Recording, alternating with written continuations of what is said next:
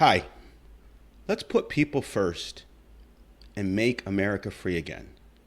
My name is Robert C. Ayala, and I'm running for the Democratic nomination to stop the campaigns of Joe Biden or any candidate telling us how to live, what to ingest, or how to look. Enough is enough. Today, I want to go on a point-by-point rebuttal of Biden's Philadelphia union meeting today. The reality is that if you look right now, the time is 3:42 p.m. It is July 20th, and this was streamed 2 hours ago.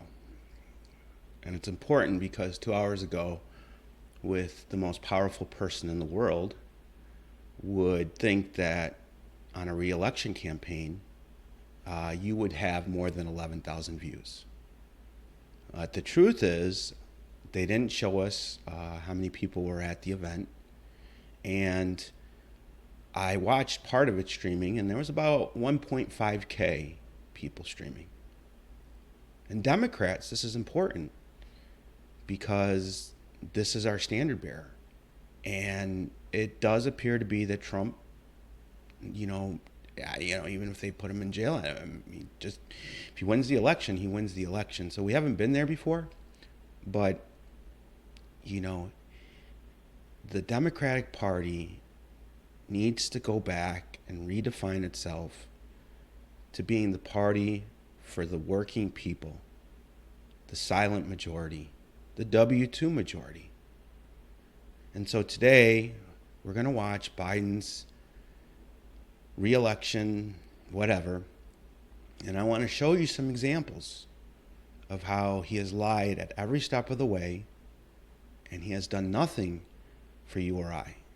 In fact, I'm not really sure who Biden's working for, but he's not working for us. So let's go forward.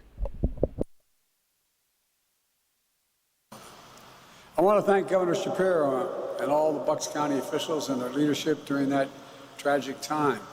We provided all we could from FEMA, but there's a lot to be done.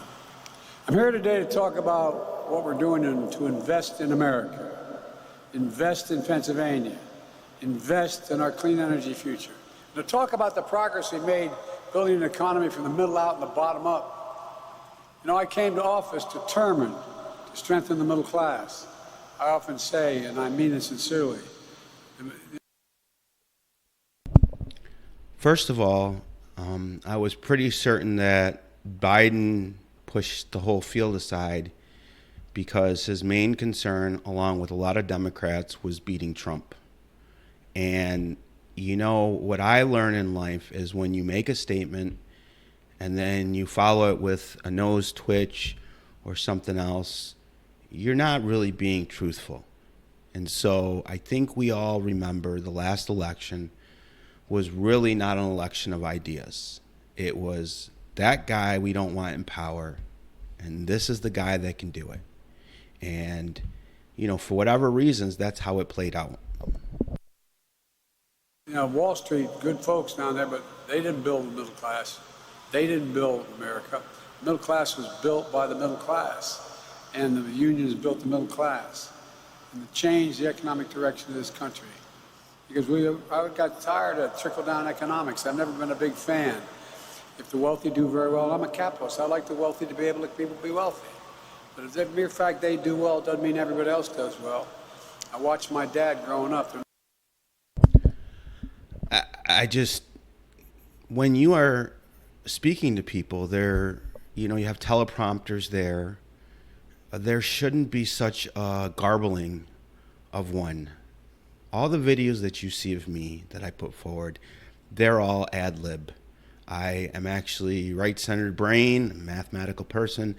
I do terrible with laid out plans and following dissertation or orientation or a video program, clearly to an outline. I will see what the outline is, and I will keep that in my head, and I prefer to allow my brain to move in a way that I can engage in a manner that allows me to adjust with whatever anyone else is saying. But if you look at the last 3 seconds, 5 seconds, or 10 seconds, you can clearly see, if you're just not in denial, that it's not all there.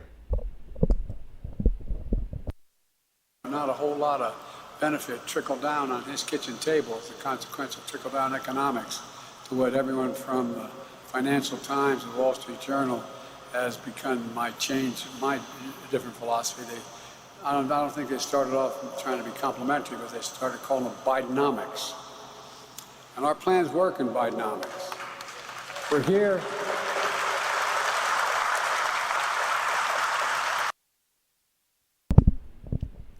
If anyone can define the term Biden economics, then I would be happy to know what it is. But again, this is a re-election campaign for the President of the United States, and we have a quiet room in a pro-union hall. This is not typical. Here's what it looks like. Or 13 million new jobs built across the country, nearly 500,000 of them here in Pennsylvania just in the last 2.5 years. 800,000 manufacturing jobs, 28,000 here in Pennsylvania alone in the last 2.5 years. That's more jobs. So I'm not one opposed to jobs. Jobs are great for everybody, and we should all have a job, and everybody should have the opportunity to have a job. But the thing that the Democrats never talk about at their jobs is, what are the wages for the jobs? All these jobs he just clamored about, manufacturing and retail sector. Nobody can actually go out there and support a family and raise their children and pay for daycare. They can't do that. And they can't do that when the cost of everything that we have is so high, from our gasoline to our food to our utilities. And now with the U.S. Congress even having to push ideas and bills forward that limit institutional investors from investing in real estate because there's such a housing crisis, even though 90% of America is not developed. Jobs in 2 years than any president has created in a 4-year term. Unemployment is below 4%, the longest stretch of unemployment below 4% in the last 50 years.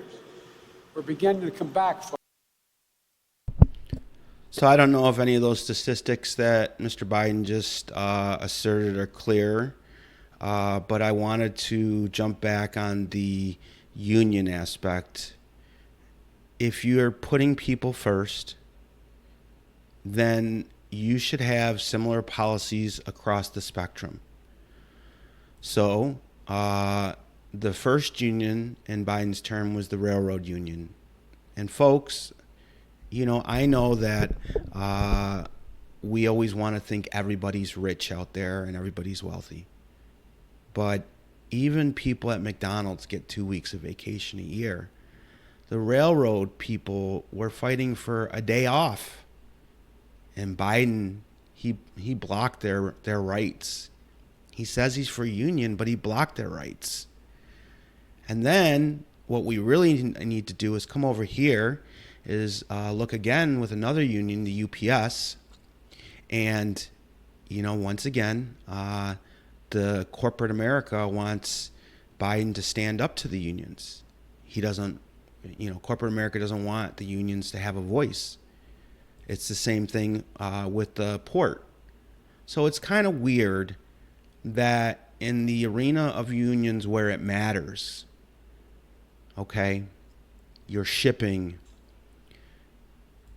your UPS, you know, Biden just stands by and doesn't do anything. But when it came to the railroad, the one opportunity to actually help people have a better life and to do better for themselves and to not be indentured servants just working nonstop.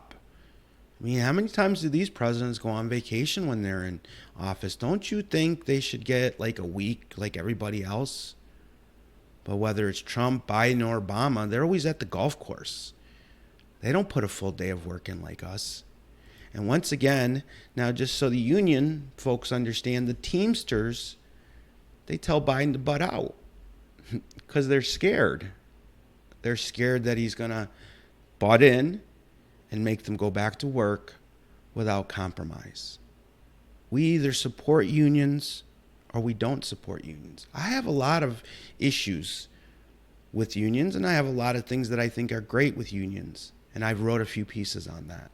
So please check out anythingforlife.org, anything for life, the number 4, life.org, and you'll see where it is. But I just want to show you that in every chance that Biden has had to stand with you and to stand with workers, he has stood with business groups. And so when we talk about why we need a primary and why we should not allow the class of folks literally over 70 years old, maybe 80, to be the future of America, that's real. We love our grandparents, right? Those that have them. But it doesn't mean that when we put our kids in the car, in the minivan, we ask grandma and grandpa to drive. So we really need to talk about this as we move forward. Folks, we can't, because we're giving workers a chance. Unemployment's down. But to the surprise of a lot of economists, so is inflation. Remember the story? In order for inflation to come down, you got to cut wages for hard-working folks. You got to have unemployment up in order for inflation to come down. Well, guess what? I never bought that. I don't think the problem in America is too many people are working or the people are making too much money. Instead, we focused on getting Americans into the workforce by fixing a broken supply chain, lowering the cost of product from everything from health care to the products we purchase. Fact is, companies made record high profits during the pandemic. And by the way, okay, so let's talk about that, right? The companies did make record high profits. Do you guys know why? Let me tell you why. It's called P. The Paychecks Protection Program. Do you know what that really meant, folks? That meant that the U.S. taxpayers funded their own wages for nearly 18 months, and the employers who didn't have to pay those wages took all the money that they didn't have to pay you and they stuck it in their pocket. So when we talk about that, the people who should be rewarded for your paycheck for the last 2 years is you, because it's your taxes that are going to flip back up in 2027 and I believe again in 2029 to compensate for the government paying the wages of nearly every company for 18 months. So we should just make sure that we say thank you where thank you is due. Thank you is due, once again, with the W-2 silent majority. Thank you. way, I'm not opposed to companies. I come from the corporate capital of the world. More corporations incorporated in Delaware than every other state in the union. Okay, everybody incorporates in Delaware because of the legal standard against corporations in Delaware. All right, it's beneficial. But Mr. Biden just said he's for corporations. He's been a bastion of Washington for the last 40 years. He hasn't started a company. He doesn't have any corporations behind him. Donald Trump's got a real estate empire, and I understand that because people think real estate empire is big, but it's pretty easy to run out rooms. I'm not saying it's a difficult thing to not run out rooms, but you have Airbnb and all these new apps, so it's not that difficult. But it's more than sitting in government for the last 40 years. But there's a reason why corporations incorporate in Delaware, and that's because it's advantageous to them relative to the other 49 states. Everybody should pay their fair share.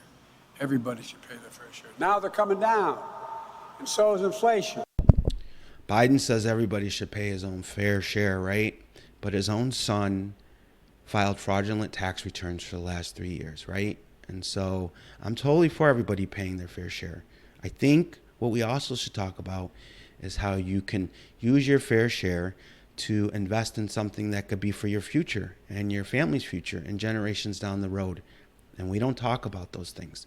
But again, when it comes to fair taxes being paid by everybody in the same manner, the president's son has absconded from that, and he's escaped culpability.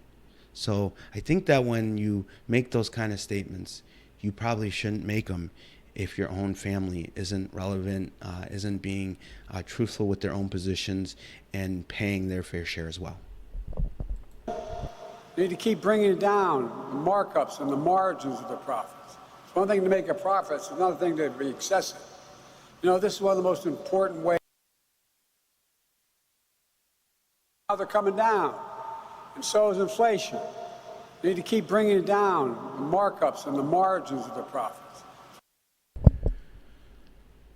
Okay, Joe Biden just said that we should bring down the markups and the margins. What the hell am I in business for, people?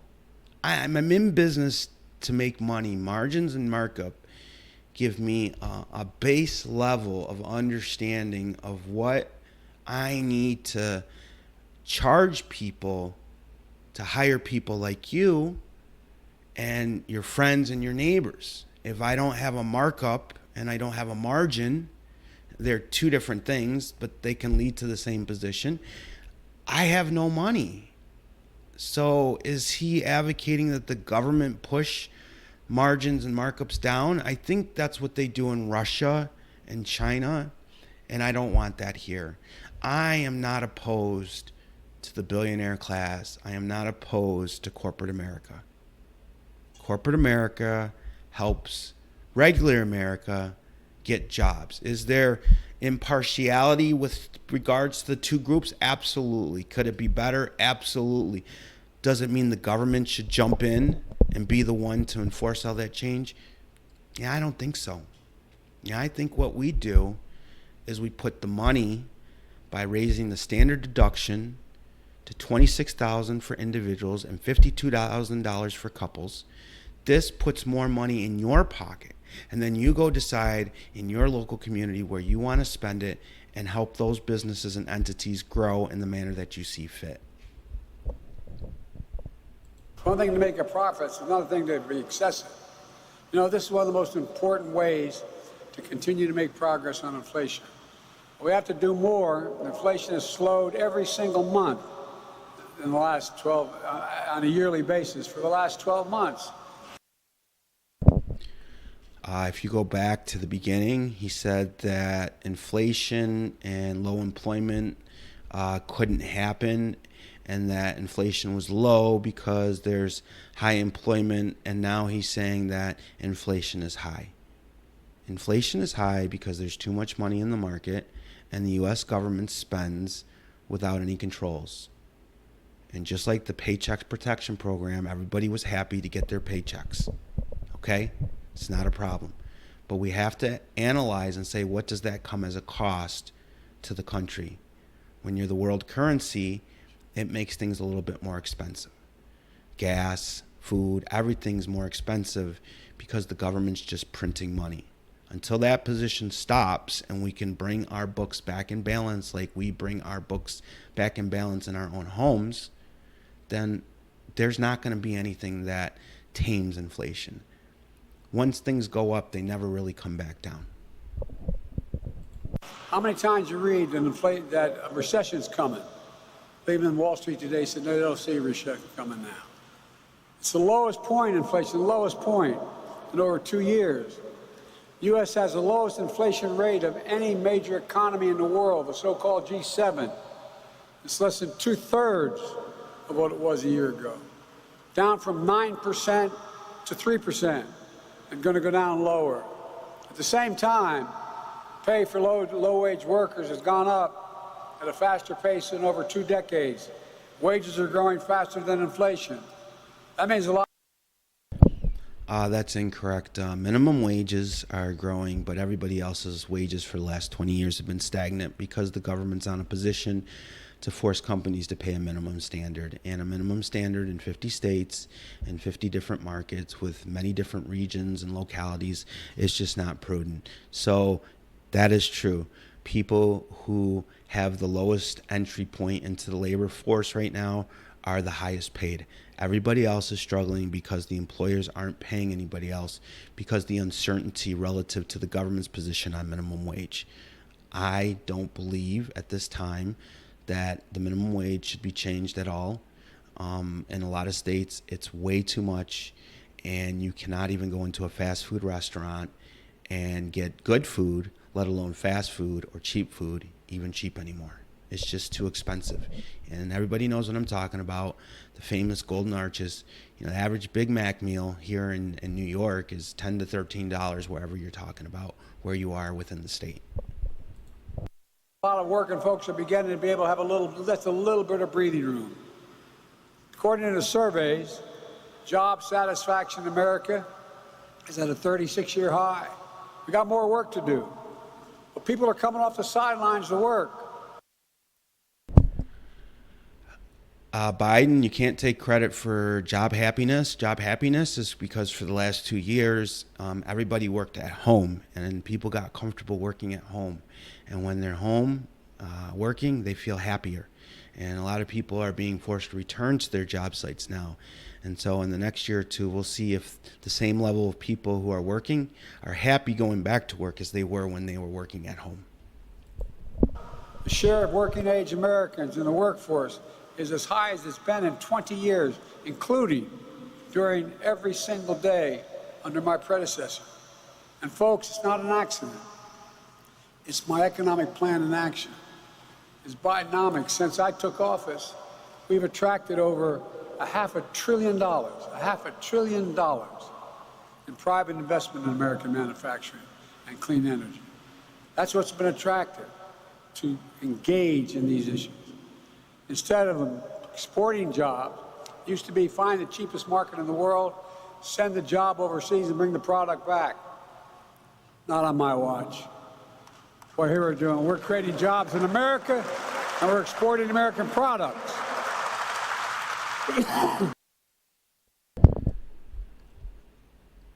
But we're not dealing with our gas issue, and we're not dealing with our fuel, and we're not dealing with our heating oil, and we're not dealing with our natural gas. And the U.S. government is picking winners and losers. And in the realm of utilities, it's hurting everybody's pocket. I mean, when you look at all the southern states right now at over 100 degrees for multiple days, and you all think you're going to plug your cars into their electric grid while taxing the same electric grid for air conditioning, it's just not sustainable. This idea of living in a fairy tale affects real people and hurts real people's pocket every day.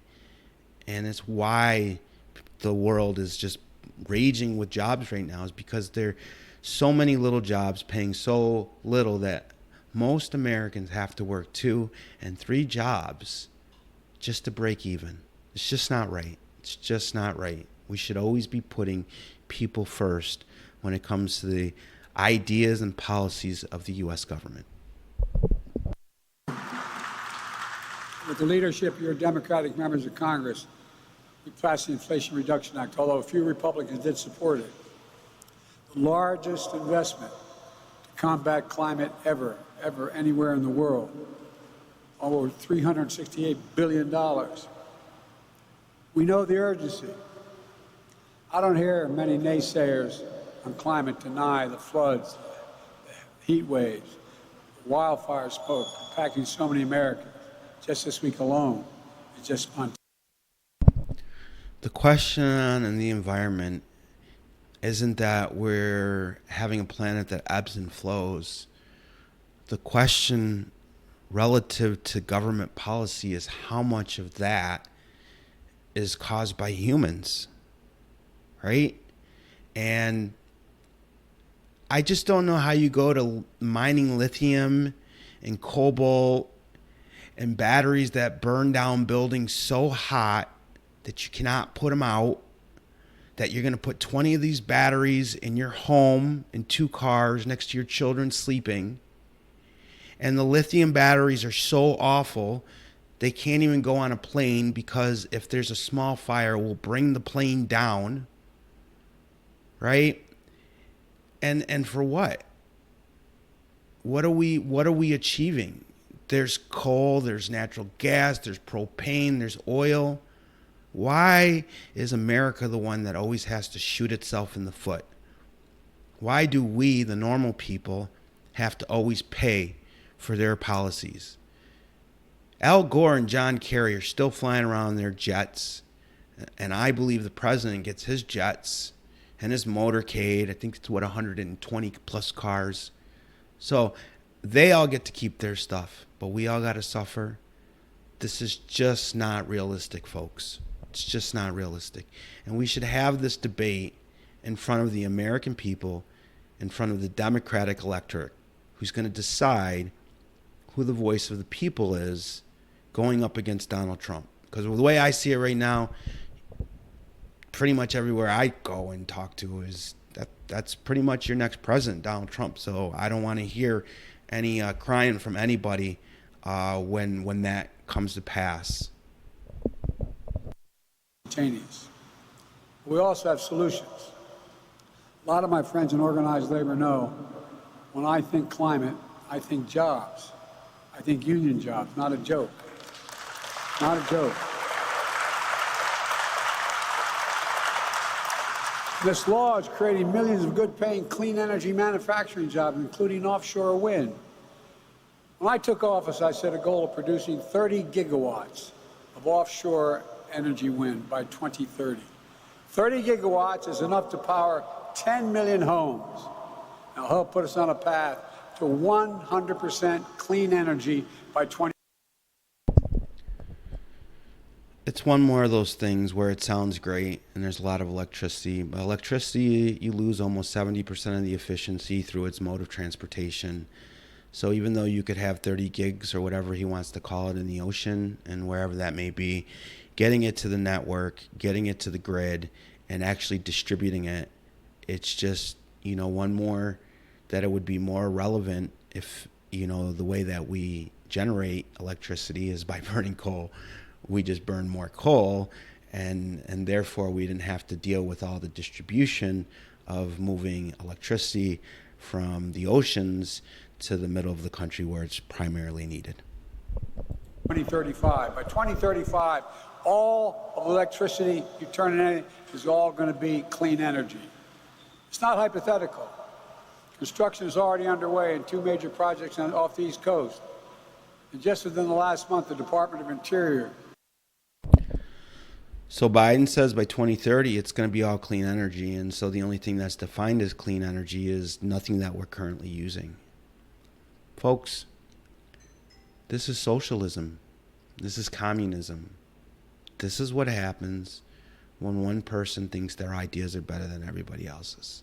America is a land of free ideas, and the Democratic Party for a long time used to be about workers and putting people before profits. And I think that's where we need to go back, because if we don't start to do something now, then we're all going to be driving for an app or working at a fast food joint in the next 30 years. Because the reality is the sustainable energy that everybody refers to. I mean, sure, it takes jobs to build it, but I've been to the wind farms. I've been to the solar panel farms. We have them in New York. It doesn't take a whole lot of people to run them. So there's just not going to be the same sustainability of jobs as there is as it relates to energy and just broad energy production. But once again, it's not for President Biden to decide what you use in your house. The choice should always be yours. Advanced permitting on 2 more wind projects in the East Coast. And here in the Philly shipyard, Great Lakes Dredge and Dock is also stepping up to help meet the clean energy goals. Here today, workers in 9 different unions will start building a vessel called the Acadia. It's going to place heavy rocks at the base of the offshore wind projects to stabilize them when they put these down. And it's going to protect it against erosion. Be the first vessel of its kind that's made in America, American-owned, American-operated. And the rocks will come from American quarries. It's the dumbest shit in the world, okay? We build a lot of ships in America. The whole U.S. military fleet of ships and our aircraft carriers are all built in the southern states. I think we have a whole shipyard in Norfolk, Virginia, right? We don't need to applaud the building of a rock ship, okay? I think Russia, with the bridge in Crimea, built a bridge, over the Black Sea, right? 13 miles. So, I mean, these aren't accomplishments. These are more examples of how the government just wastes your money. They reach into your pocket and they just spend it on utter BS. We don't need to spend money on new things when we have money coming out of the things that we have already developed and are sustainable. We're never going to not have all this coal resource in the world and all the natural gases. And when 100 or 200 years comes by and I'm dead and you're dead and America's still here, they're still going to have all that coal and natural gas, right? So there's no reason for you who's just trying to live your life. You're trying to raise your children. You're trying to raise your family, send them to schools, deal with your sick when they're there, buy your medicine. This isn't a science project with your life. The government isn't something that we should say should be an experiment for people. That's not how it works everywhere else.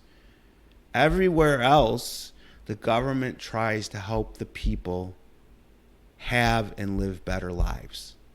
And that's what I would do.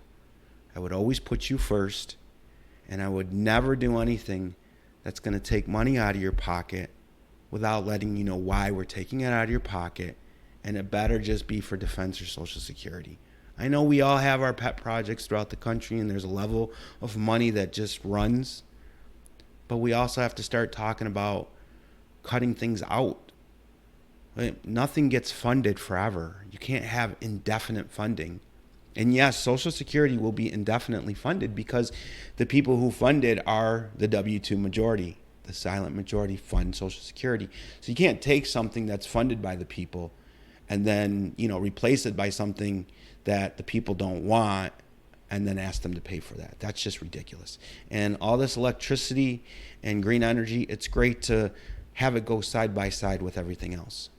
But we know that car companies have lied about their self-driving. We know that when you have an electric car vehicle, after 10 years, you're going to have to replace several batteries to keep the car running.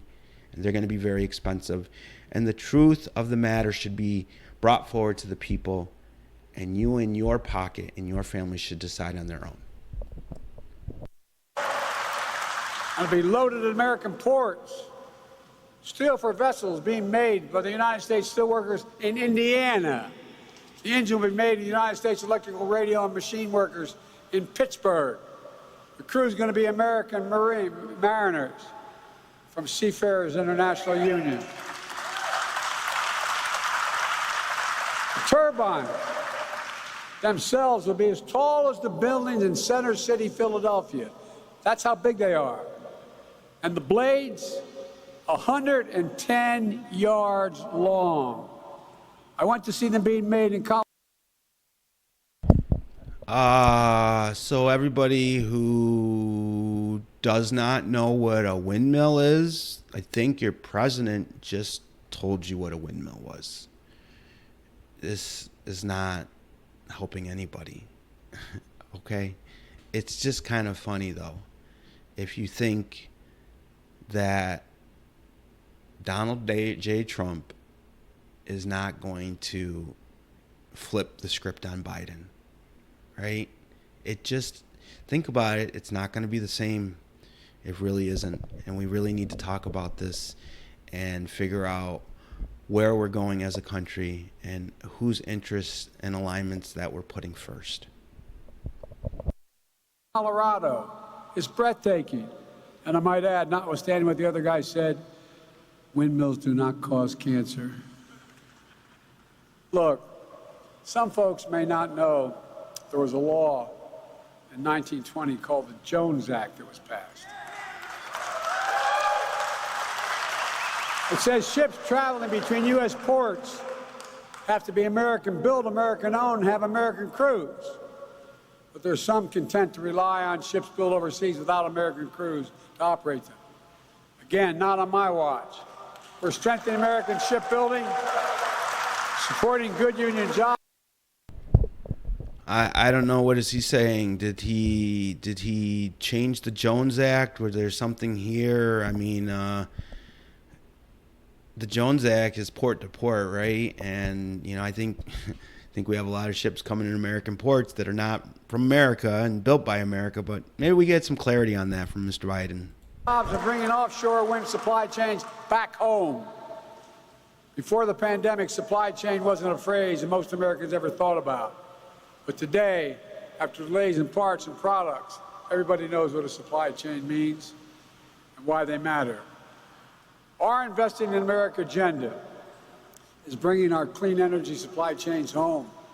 Since I took office, we've seen more than $16 billion in new offshore wind investments, including 18 offshore wind vessels, 12 manufacturing facilities, and 13 ports. Today, we announced the first ever offshore wind sale in the Gulf of Mexico. We're going to the Gulf. I think I'm kidding. Ain't seen nothing yet. Across the Delaware River. Does anyone not think this is eerie? I mean, okay, we have homelessness, we have crime in our country, we have high inflation, we have overtaxation, and we're going to go put a sail in the Gulf of Mexico when we still have thousands upon thousands upon thousands of migrants trying to breach our borders every day of the week. President Biden's just out of touch. He's completely out of touch. And it's because he's completely out of touch, as is Gavin Newsom. You're out of touch too. Anyone thinks who wants Gavin Newsom to come into the election and start running for president? Nobody outside of California wants what California has. So I think most of California went to Texas, and it got so bad in Texas, they told people from California, don't come to Texas and think you're going to change stuff because we don't want what you have in California. So we need to stop electing fake people who don't give a shit about you.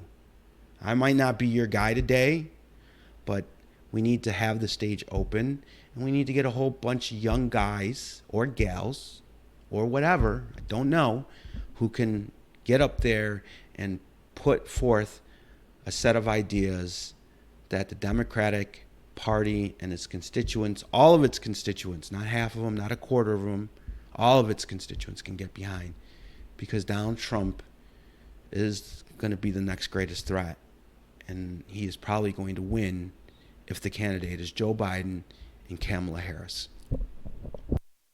Paulsboro, New Jersey, workers are welding the steel foundation for another large-scale wind project. That's going to create more than 3,000 good-paying jobs. The project off the coast of New York will use a vessel built in the shipyards of Louisiana.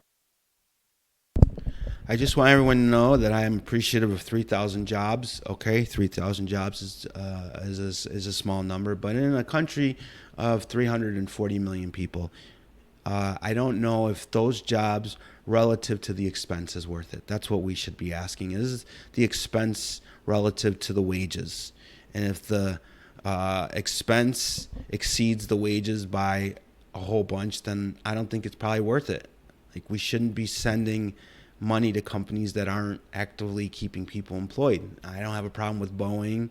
I think we have a couple defense contractors here in New York.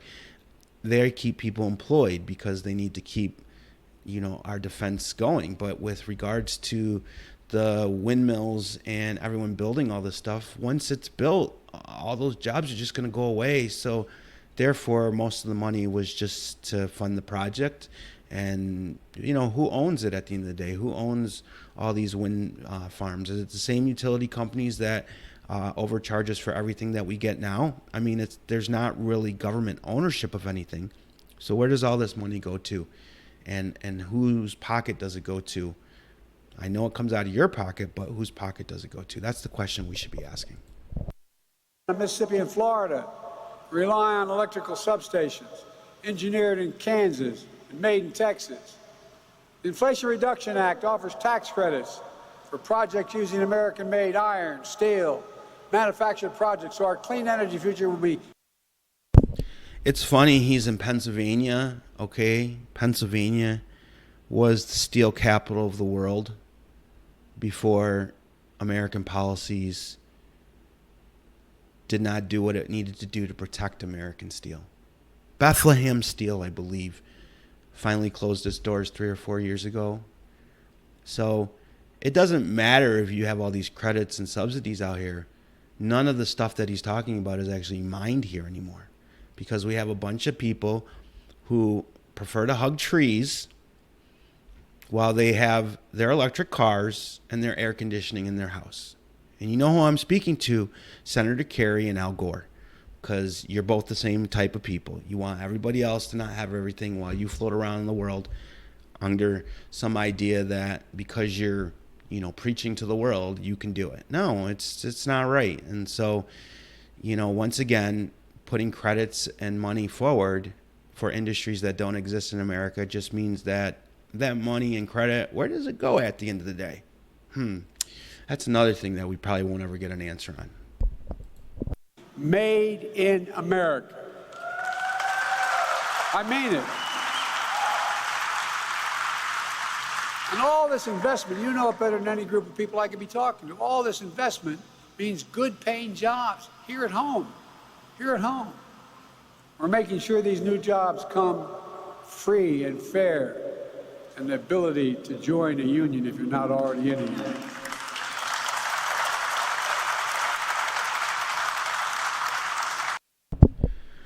I just want to ask, what's a good paying job? In New York State, the majority of people make between $40,000 and $90,000 a year. Apparently, the government of New York State felt that all of its politicians across the board all needed raises that took some of their pay above $200,000. The president makes $400,000, and then we know that the president's son is out there doing things because he was a big thing in Ukraine, right? So there's more money out there. But what I would like President Biden to do is I would like him to put a number on the table. Everybody always says good jobs with good money. What I would like him to say is what is good money in the United States today, because the numbers say that for an individual to live comfortably, just baseline, you need today $88,000 to be able to live. That's what you need in America today, folks, to just have your own home, your own car, be able to eat every night, pay for your bills. That is the projected standard, short of a few states that the quality of income or the income levels are just substantially lower. In some other states like California, the minimum is about $140. You understand that? $140,000, $88,000. So, Mr. President, I would like to ask you, what is a good wage? Because your family and your children and your wife, I always say that Jill Biden, she's a teacher, and I know that she still teaches. I would like to know if she makes the same wages that all the other teachers at the school that she teaches at receive, or if they pay her more wages because she's the first lady. And that would be a good question. I would like to know that one. I'll never get the answer on it, but that would be one more thing that I think President Biden should answer is what are good wages in his view. I made a commitment that I'd be the most pro-union president in American history. And I'm keeping that promise. Let me explain why. I met with the Business Roundtable, the leading businessmen in the nation. They asked me why. I said, because it's good for you. I tell business all the time, union workers are the best in the world. You don't just say, by the way, I want to be an electrician. Here's my license. The young woman you just heard, she's not an electrician, but guess what? 4 to 5 years of apprenticeship. It's like going back to school. It's like going to college for 4 years.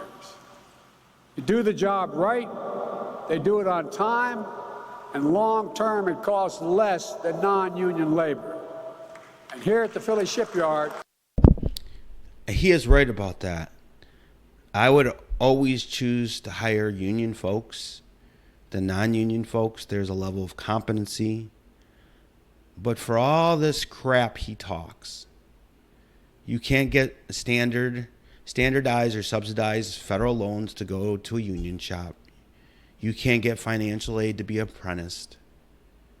The federal government only gives you free money as if you go to college and learn some useless degree and take out $80,000 to $150,000 of loans so that you're in debt for the rest of your life. The government could actually instill programs today. They could put money forward today down into the elementary schools, 6th grade and above. We could solve these problems. We could have a whole country full of workers. We had them. But then everybody started saying, well, I came out of college and, the efficiency of the model says we should ship it overseas. I never understood that.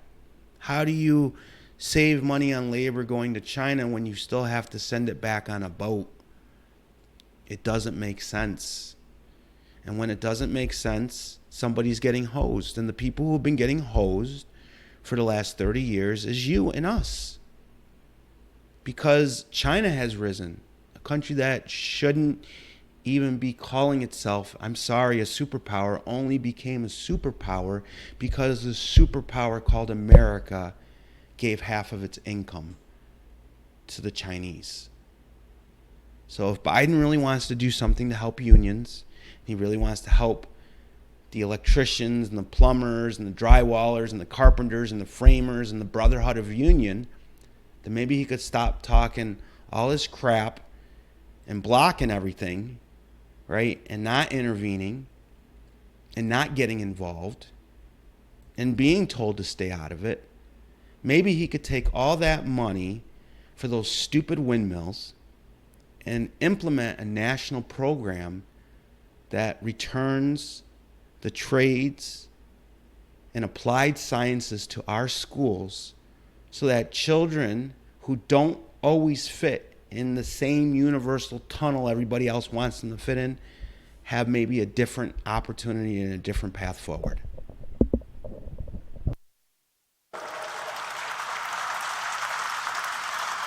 over 1,000 union workers will be employed on site, like metal workers, boiler makers, electricians. In fact, this shipyard runs an apprentice program giving workers the skills to do these jobs.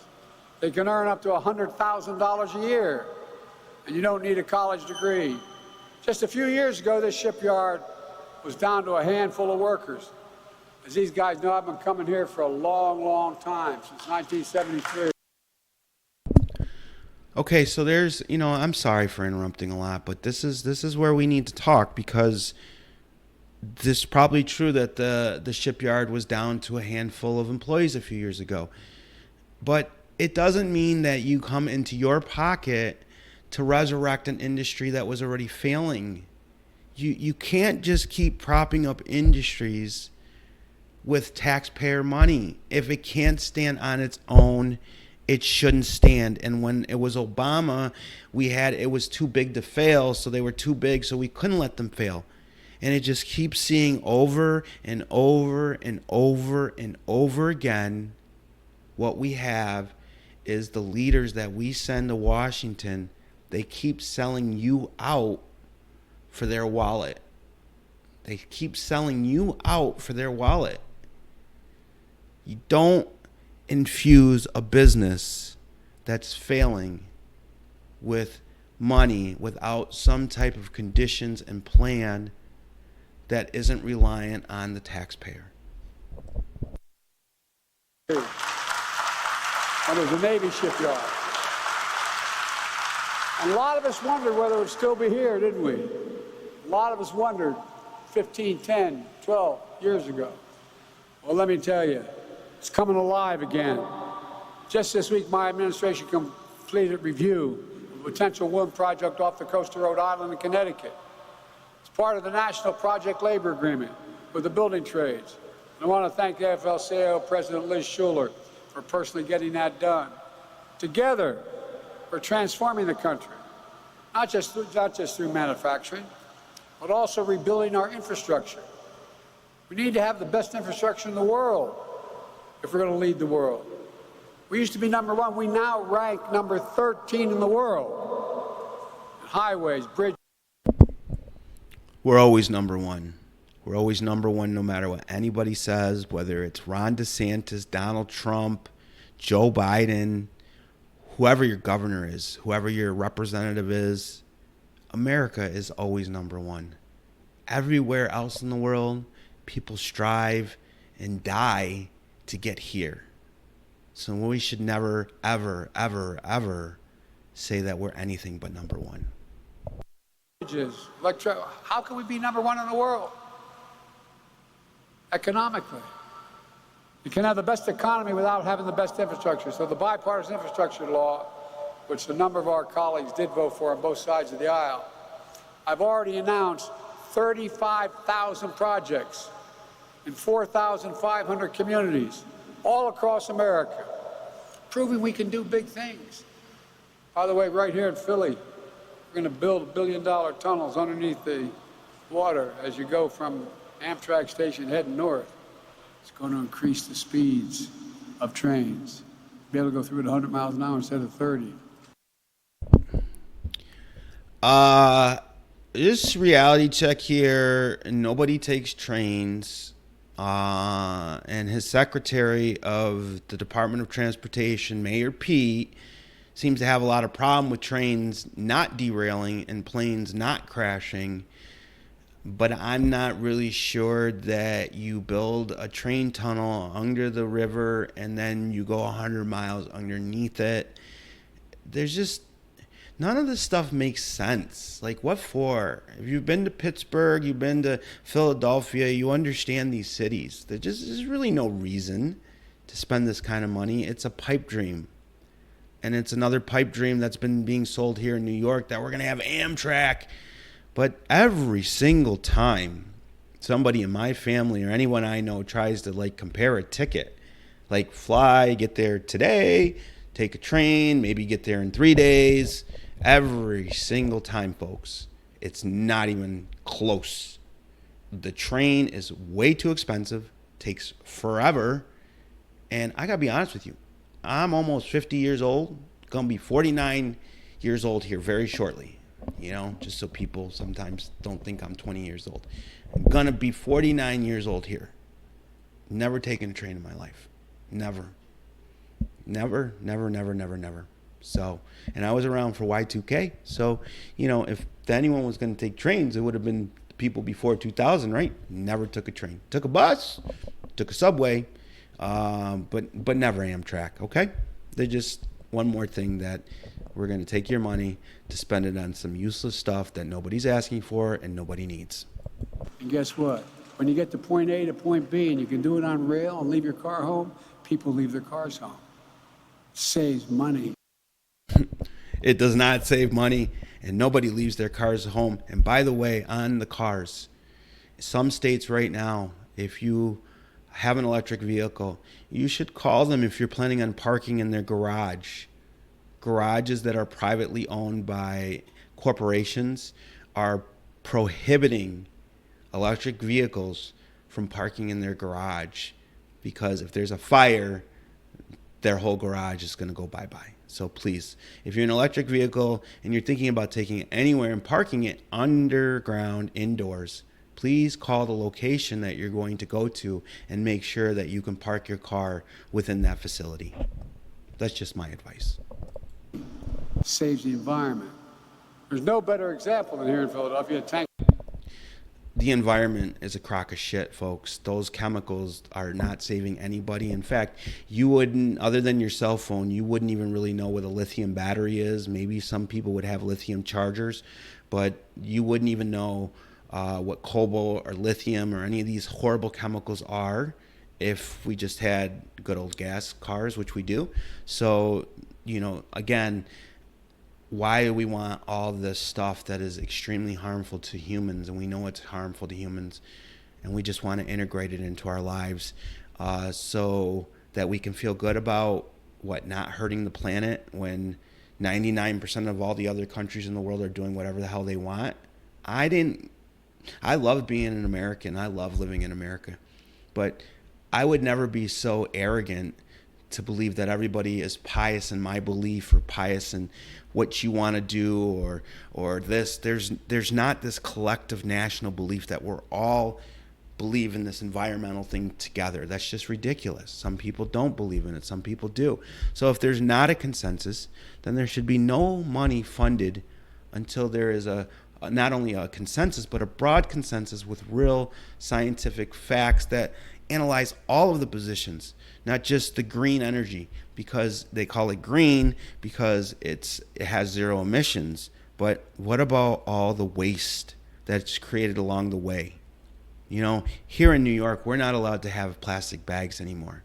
I think one of the local grocery stores said that they used to throw a trailer for their plastic bags. And I don't recall the amount of trailers, but one trailer of, let's just say, 10 million plastic bags. To replace that same trailer with all those bags, they would need 100 trailers to carry the paper bags. So how is that a green or an efficient use of anything? One trailer versus 99 more for the same volume of product. Clearly, our politicians have lost their ability to do basic math. And really, I just think when you're a certain age, you just might not have the same drive or economic aspirations as people under 50. Or the guy who's 20 who's starting his life out, or the guy who's 30 who's starting to be midlife, or the guy who's 40 who is midlife, or the guy who's 50 who's starting to be an empty nesters. Everybody has their own life in their own realm, and it's wrong for our government to constantly bundle us up in a group and say we all agree on something, and then since we say you agree on it, let's take some more money from you. This is just not a sustainable position. Tanker truck closed a key stretch of I-95 last month. You remember that? 150,000 vehicles crossed that part of the highway. 150,000 every single day. With leadership of Governor Shapiro, Casey, Fetterman, Boyle, Kenny, it opened in less than 2 weeks. Hear that? 2 weeks. Congratulations, Mr. Mayor. I mean, think about it. All kidding aside. We were saying that on the bridge, people were looking at us like, oh God, here they go again. It's a record time, and guess what? Used materials from right here in Pennsylvania. All that crushed glass, all that base, and it was done with union work. Just in case anybody is unfamiliar with how a road is typically developed, excuse me, if you're building a road in California, you generally don't go to New York to get your crusher rock. If you're building a road in Utah, you don't generally go to Texas. So normally every state, when they're building roads, has quarries. And so it's just funny because it's trumpeting things that are just not real. Also announced $78 million for safety improvements along Roosevelt Boulevard here in Philly, from North Broad to the Bucks County line. Between 2012 and 2021, accident along that stretch of highway killed 119 people. And I don't know how many injured. 119 died. Nearly 1 in 3 Philadelphians lives within a mile of there. Thousands of families will benefit when we make that a hell of a lot safer. Removing every single lead pipe in America, including an estimated 20,000 lead pipe lines here in Philly, and thousands of lead pipes in school fountains all across America, including here in Philadelphia. They're a risk to everyone's health, especially our children. Do we actually still have drinking fountains in school? They were disgusting back in the 80s. I can't imagine what they are now. I mean, all the tricks that kids could do. We really have drinking fountains in schools, and I thought most of the plumbing in most of the states was. I thought they got rid of lead a long time ago.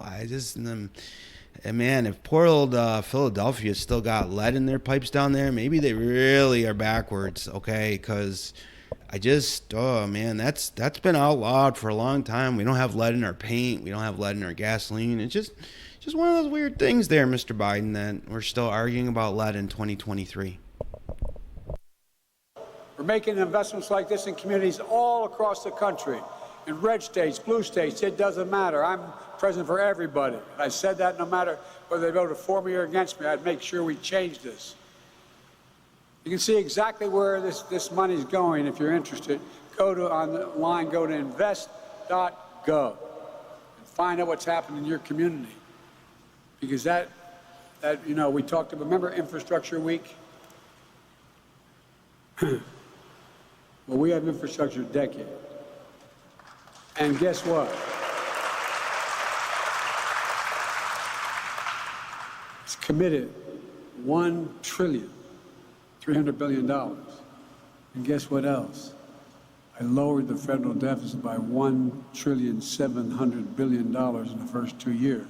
You can do both. It's just so hard when you think about the rationale of these statements. $1 trillion. We're not talking a million. We're not talking a billion. $1 trillion's a number that we just can't grasp our head on. I can't. Okay? I'm not wealthy. And some of you might. But $1 trillion is a lot of money. So my question is, for all that money spent, and they brought the deficit down by $1 trillion, what have you gotten for that? What part of your life have you received for just this one line item of $1 trillion? Do you have free dental? How about some housing assistance? A fair interest rate for your mortgage? How about affordable health care? What have you received? It's time to stop promising things to people that we can't deliver on and just change the tax code. A simple line, raising the standard deduction from $12,000 to $26,000. That will put more money in your pocket. It probably still won't make your world hugely better because people will still raise all the food and people will still do what they're going to do. They'll still be greedy. But at least it'll give you more of your money, the money that you work for every day, to do what you see as fit. And I think that's righteous. I think that, along with the border being closed, allows for America to focus inward and sort these little problems that we have relative to unions and the trades and job creation and America's role in the world. We need to focus on here, people here. And we need to stop allowing everybody that we keep electing to throw these fake ass issues at us as if they're doing something or accomplishing something. They're not accomplishing anything. And when Trump gets back into office and they flip one of the houses back to the Reds, whether it's 2 years in or 3 years in, that's when you're going to see your nightmare. And so what I think we could do today as Democrats is all rise up and let people like me and everybody else who wants no obnoxious requirements. Donald Trump got to start coming down an elevator with no donors and no voters. There was 17 Republican candidates in the election of Donald Trump. There should be 35 or 50 for the Democrats. We should have 3 tiers. I don't care if I'm on the 3rd tier. I want to be on one of those tiers because I know what I'm doing for myself, and I know how I live. And how I live is free. And so if I live free, then I want you to be free. And so this is what the Democrats need to do soon. Otherwise, we're going to lose. We're not going to have the White House, and we're going to be trapped with a very divided Senate because the Republicans' vice president will sit in the chamber and not the Democratic vice president. Let's continue. You know, the reason I'm saying this is we've operated on principles that haven't been working. My Invest in America agenda also had another transformative impact. All those members of Congress who voted against the bill suddenly realized it's pretty good, and they're bragging about it. I found it interesting.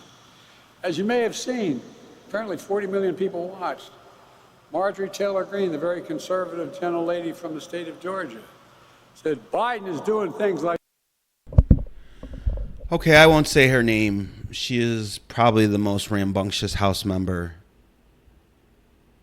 I'm sorry, she's just a buffoon. I don't care. You can hate me, women. I don't care. But Biden, the president doesn't sink to the level of the House. The House is raucous.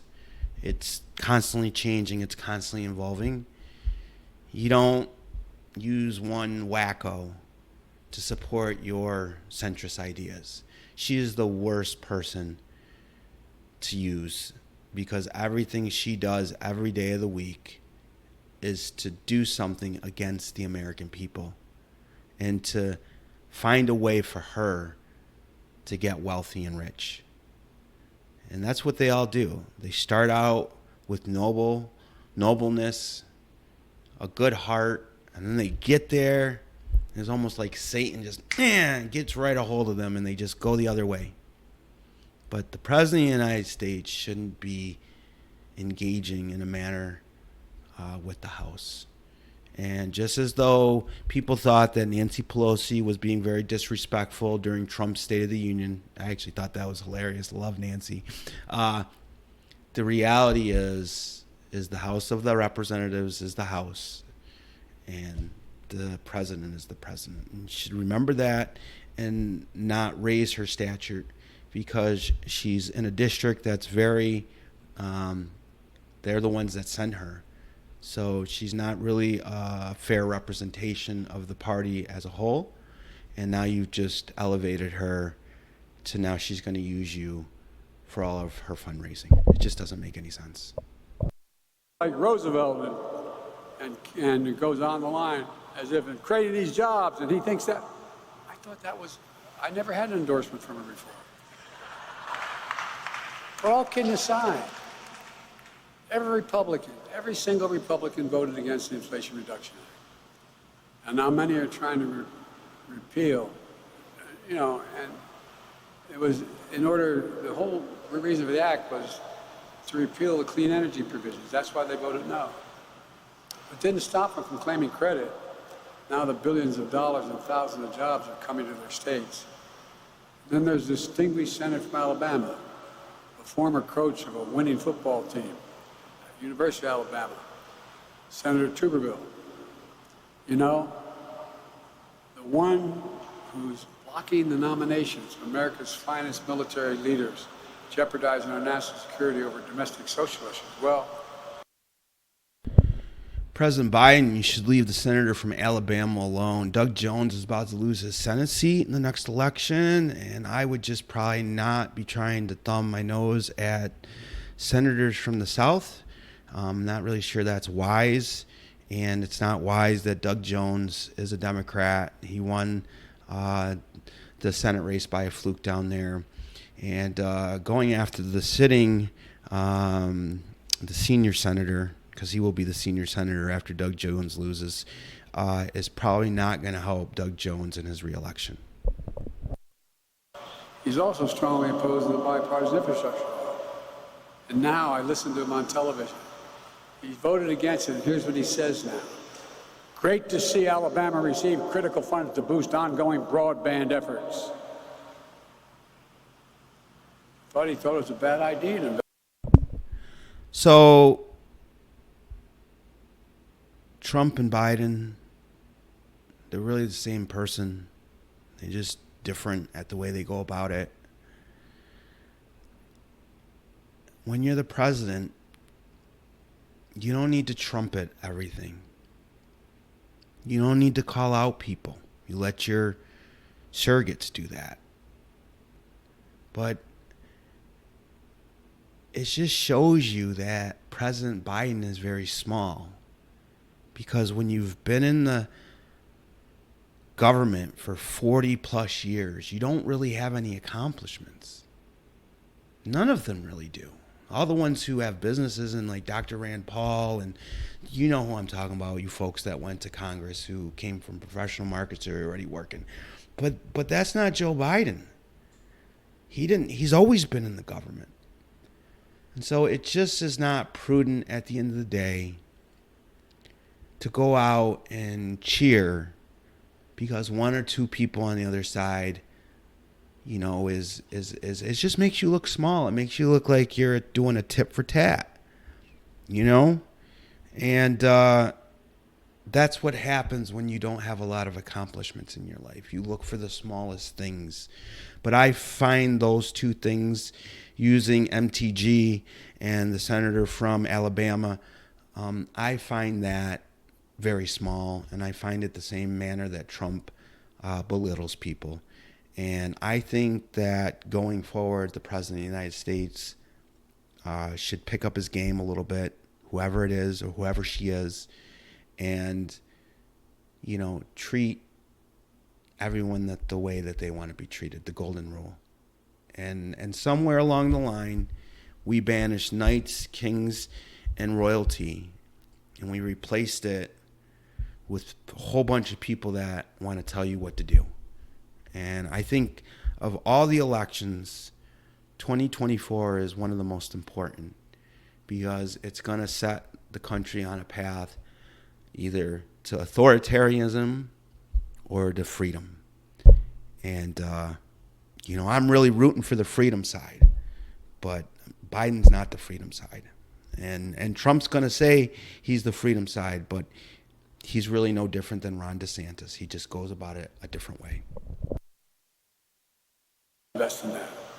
But now it's coming to Alabama, and hot damn boy, it's a good thing. Look, I'm glad the senator's coming around on the infrastructure law, but I'm not going to let up until he comes around in the critical military nominations as well. Let me close with this. I'm not here to declare victory. We got a long way to go in the economy. But I'm here to say we have more work to do. We have a plan that's turning things around pretty quickly. Bidenomics is just another way of saying restore the American dream. 40 years of trickle-down economic and Democrat and Republican administrations limited the dream to those at the top. But I believe every American willing to work hard should be able to get a job no matter where they live, in the heartland, in a small town, in big cities, to raise their kids on a good paycheck, keep roofs over their head where they grew up, be able to stay there. My dad used to have an expression, I swear to God this was an expression, as kids growing up. This is how he'd say, he said, Joey, a job's about a lot more than a paycheck. It's about your dignity. It's about your dignity. It's about respect. It's about being able to look your kid in the eye and say, honey, it's going to be okay. And he meant it. He never got to go to college, but he meant it. He worked like hell. Jobs are about dignity. That's the American dream. That's Bidenomics, and rooted in what... Jobs are about dignity, but wages also go along with that dignity. I mean, if you just have a job and you're not making any money, I don't know how dignified you feel if you can't afford anything. And that's the question. Jobs, jobs, jobs, jobs, jobs, jobs. I want to talk about how much money do you get to keep in your pocket? What do you get to spend your money on? And how does this affect your life? If you think that you want more money in your pocket, and if you think that gas and everything else is too expensive, then I just need some help. 20,000 donors, $1, that's all it takes. Give me a voice to help me be a voice for you, because the current voices they're just out of touch. They're not us. They're just not. Let's hear what Biden closes out with. But always work best for this country. Investing in America. Investing in Americans. Because I'm sorry, when he does that, it's hella creepy. I'm just going to tell you, it's hella creepy. And whatever, it's still hella creepy. when you invest in our people, you strengthen the middle class. We see stronger economic growth that benefits everybody. The rich still do very well, and they should be able to do well. When I-95 shut down last month, nobody thought we'd have the back open in less than 2 weeks. But with American ingenuity, I don't think anybody in like 48 states knew anything. So, okay, it's cool if you're in that area and it's down. I think that train, that bridge, you had a bridge that burned down. But I think it's wrong for Biden to take credit for that. I think that was the state of Pennsylvania and good service people of Pennsylvania who fixed all that up real quick. So a little bit wrong for the president to swoop down in there. He still hasn't gone to the town where the train derailed, and we still we at least have Congress has passed the Bill of Rights for airlines, another one. Hopefully we'll get President Biden to sign it, but we need to really just start remembering that it's the people first. Every day, getting up, going to work, doing the job. You're the ones that make things work. Not him, not Donald Trump, not Ron DeSantis, not Elon Musk, not Rupert Murdoch, not Fox News, not MSNBC, not CNN, none of them. They're just all there to pull your chains, make you angry, and keep you from focusing on yourself. American workers, we proved everybody wrong. I don't know about you, but it filled me with pride about what we can do when we work together. We work together on that project. The same will be true here in Philly Shipyard with the clean energy future we're building all across America. It'll be transformational. See, he did it again. See, he said same with the Philly Shipyard, and then he went like this. See, that's a tick, all right? And it means it's just not a truthful statement. And so anybody in the Philadelphia Shipyard who has a job there and who's planning on their life to be there for the next 10 years, maybe you should really go and look at the legislation and the funding of that mechanism and see what's there. Because like most presidential elections, what they say happens today goes out the door as soon as they go into office tomorrow. And for thousands of families who rely on good jobs for their project, these projects create. It means restoring a sense of pride, a sense of hope, a sense of dignity that got lost somewhere along the way. For the longest time, we've been told to give up on manufacturing in America. How many times have you heard, to read the paper the last 25 years, we can never lead the world of manufacturing again? Well, we are and we will. We'll never believe that. I've never believed it. I would like to believe that we could lead the world again, but the reality is Americans are expensive, and we want lots of wages, and the role of manufacturing is a lot of mundane jobs that don't necessarily require high levels of income. And so I don't know how we resolve that issue. Other than to just let the market deal with what the market's going to deal with. If America, in real economics, the market defines where the jobs go. America was the manufacturing industry in the 40s, 50s, and 60s because the world was being rebuilt. But then as we turned into a service industry, those jobs went to China because the efficiency of their labor markets and the amount of people who can do mundane labor is just so much greater by like 3 than America. And it'll shift to India, and maybe one day it may shift to Mexico. But it won't be in America unless there's a way to counter the wages with somebody's health care or with somebody's 401k, and you can still make a product that can be sold against other competitors' products. So I would love for manufacturing to return, but honestly, I just don't think it's one of those things that's going to happen. What we need to do is focus on educating our youth to be the next generation of leaders and builders and designers and electricians and grid operators and people who keep our infrastructure and our country running. And until the government changes its positions on federal loans, and until the states change their position on education, I don't know if we're going to get there. So I know that in my proposal for education, an Ayala administration would bring these ideas for the applied sciences back into school, 6th grade and above. Every school would get the current funding that's at the Department of Education now. A portion of that would be stripped from something else and reassigned to the applied science fields. And we would also restore the presidential fitness patch and gym twice a week to all kids between kindergarten and 6th grade. Because the other thing that we don't talk about is America's obese. And we need to really start educating our youth early on about the benefits of a healthy lifestyle, so that when they get older, they don't have to go from one industry of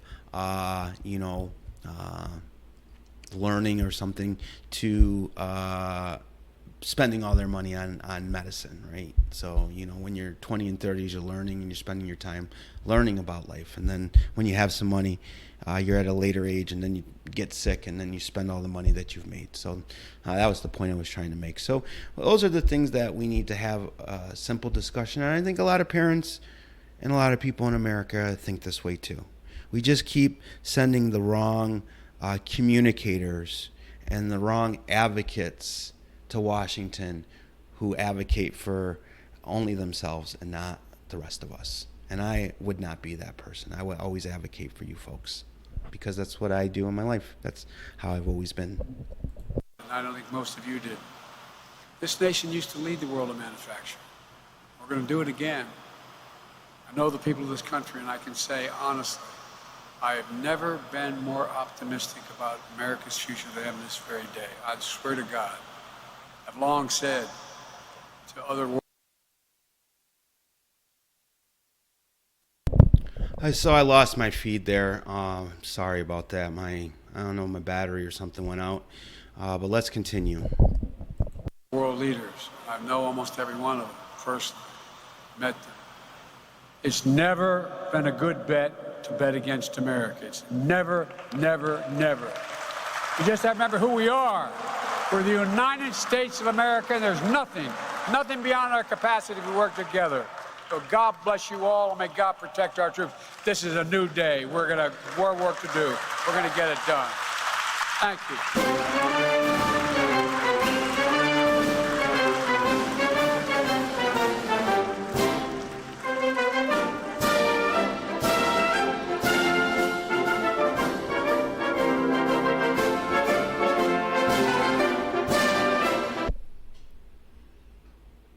Thanks for watching.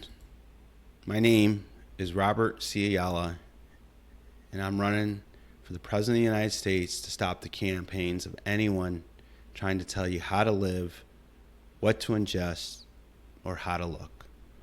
Enough is enough. Have a great week, and thanks for stopping by.